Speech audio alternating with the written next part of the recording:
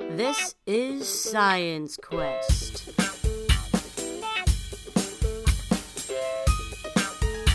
With your host, Jed Allen Frills.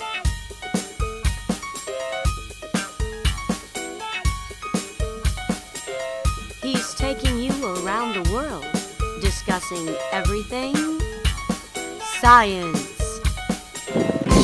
Hi, Jed Allen Frills, and thanks for joining me on Science Quest. Today we're in Jackson Hole, Wyoming, at the Jackson National Fish Hatchery, and we're trying to catch up with Liz Sunshine, who's going to talk to us about what it takes to run a national fish hatchery and exactly what happens at a fish hatchery. Let's go find Liz. Hi Liz, how are you? Hi, nice to meet you. Great. Hey, thanks for taking time out of your day to show us around the hatchery today. We're really excited. Sure, no problem. It's a great opportunity for us to see what's going on at the fish hatchery here. Yeah. Where should we start today, Liz? I think that we should start with our big 3-year-old broodstock that pretty much give us all our eggs and our little fish for stocking. Sounds great. Let's go take a look. Okay. Where we're headed? Yeah, we're out in our section of raceways. Most of them are covered to provide bird protection for our fish. So this whole thing is called the raceway? Yes, raceways outside, tanks inside. Okay, all right. What do you do out here in the raceway? Normally, this is where we keep all our big broodstock. Okay. And year-round, 48-degree water, never freezes.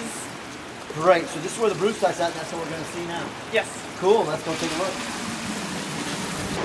Okay, we're inside the raceway with Liz. Really cool. Below us, we can see all kinds of cutthroat trout. Liz, what can you tell us about the cutthroat broodstock here?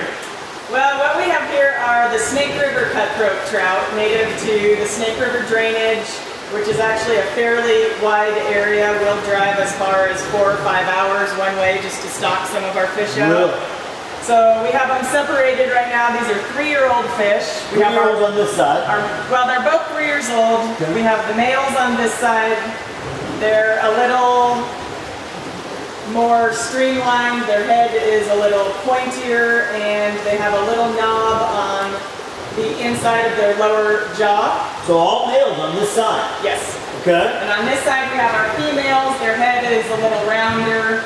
They tend to be slightly smaller. So just like any breeding stock, you're keeping the males and the females separate. We do, and the reason for that is because during spawning season, these are spring spawners, March through June, we go through all of the females once a week to see which ones are ripe and have eggs, and and then however many we have, we can have 20 in 1 week, we can have 120 in 1 week, and then we'll go ahead, squeeze those eggs out, and then fertilize them with the male. Tell us how you get the eggs out of the female fish. How does that work, Liz? Well, we have a big tub full of water, and we add a chemical to it that sort of anesthetizes them a little bit, puts them to sleep temporarily so they're easier to handle. It's better for the fish. It's not harmful. And, you know, they're only in that water for a few minutes before they go back into the clean water. And we just, if the females are ripe, the eggs just shoot right out. We squeeze from the pectoral fin down, and... How many eggs will you harvest from a typical female? These 3-year-olds will give us about 1,000 eggs per female. Wow. We'll keep these up until they're about 6 years old. At that point, they'll be giving close to 3,000 eggs per female. So they're going to produce 1,000 eggs right now, up to 3,000 eggs when they're a 6-year-old trout at that point. How many broodstock females do you have here in this raceway? We probably have about 1,000 of each sex. So 1,000 right now here, producing 6,000 or 3,000 eggs when they're 6 years old. We're talking 300,000, 3 million eggs. We probably harvest between 1 million and 1.5 million eggs each year. Amazing, that's a lot of eggs. Where do the eggs go from here then, Liz? What's the next step?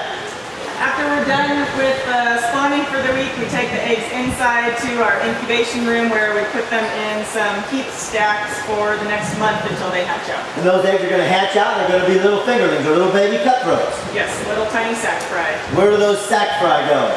The sac fry are then transferred into our indoor tanks where they will basically stay until their densities get too thick. And then if we need to, we'll move them out into raceways. That's great. Can we go to the indoor tanks and take a look? Sure. That'd be great. So Liz, where are we at now? So this is our egg incubation room where we bring the eggs after the spawning process is over. So we bring our eggs in here. Normally these trays are full of eggs. There's water flowing over them. So each one of these trays will be full of a group of eggs. Yeah, about 60 ounces of eggs, and depending on the size of the eggs, the 3-year-olds give smaller eggs than the 6-year-olds. Okay. You can probably have as many as 30,000 eggs just in one tray. Wow. Okay. Then the eggs are here. Where do the eggs go from this particular room then? Well, it takes 1 month for the eggs to hatch out into sack fry.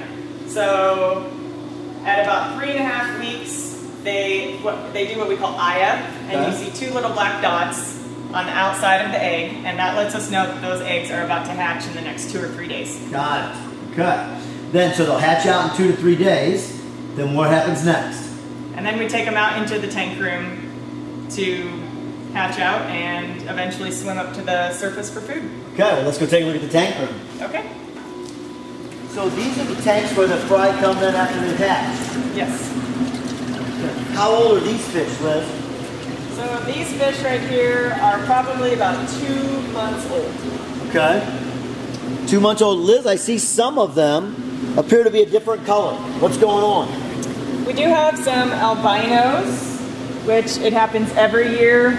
It's natural, just like all other, a lot of other species that have albinos. They're just missing their pigmentation. But you probably will not find these in the wild very often because they are so easily seen from above by birds. So eagle, osprey, something's going to pick that up. Be part of the food chain. Now, will these fish stay in this tank their entire time here?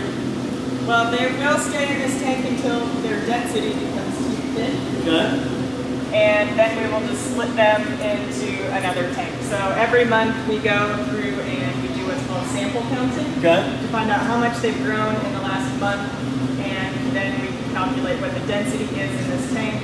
We like to keep them fat and happy, so to speak. And if they're too thick, their fins start to erode, and there's too much competition for food. So we get bigger fish in the tank, we need more room, the habitat's got to increase, so we move them to another tank. Yes. So in one of these other tanks here, we have fish that are a little bigger, I suppose, someplace. We do have some 1-year-old fish, and that is the size that we normally stock out. Okay, stock out. Let's go take a look at the 1-year-old fish. So Liz, we're here on the raceway. Now, how old are these fish? These are 1-year-old fish. These are 1-year-old fish. Liz, how do you feed all these fish? Well, we have these silver feeders hanging over the tanks. So this is a feeder? Yes. Okay. It's an electric feeder. We put the food in first thing in the morning. Okay. We choose not to hand feed our fish. We try to keep them as wild as possible. So this feeder will go off about every 20 minutes and just drop some food into the water. Okay, what kind of food are we actually feeding them? Well, these fish right now are getting a pellet that is about 2 millimeters in diameter. Okay. What's in that pellet? It is actually a lot of things. It's a combination of fish oil, soybean meal, wheat meal, Full nutrition for meal, the fish. lots of added vitamins. How many pounds of fish will it take, or let me choose that, how many pounds of feed will it take to feed these fish? Right now, this tank is getting about 5 pounds per day. 5 pounds per day. How many fish are in this tank? About 7,500. 7,500 in this tank itself.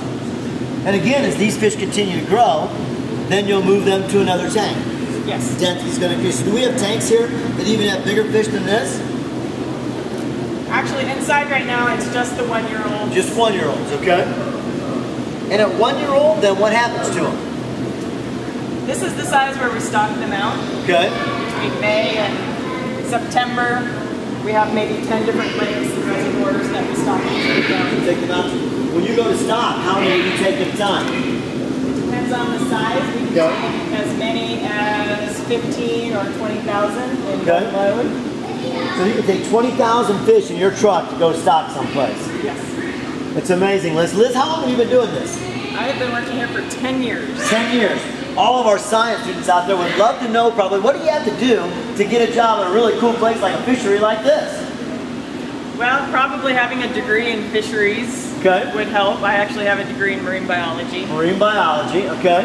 And it is a federal fish hatchery, so there are certain websites you can get on to look for federal jobs. Amazing. Liz, do you have any advice to our science students if they're interested in a career in fishery? Actually, one of my main things that I like to tell students is that when they're in college or maybe even in high school, if they have the opportunity during the summers to go and get a summer, like a biotech position, it would really look good on a resume in the future to have that experience. So do as much internship work as you can, find out if you're going to like it, go out there and get involved in the profession if you can. Yes, absolutely. Liz, thanks so much for joining us today. We really, really appreciate it. Hey, I'm Jen Allen Frills from Jackson Hole, Wyoming here at the Fish Hatchery. Thanks for joining us today on Science Quest.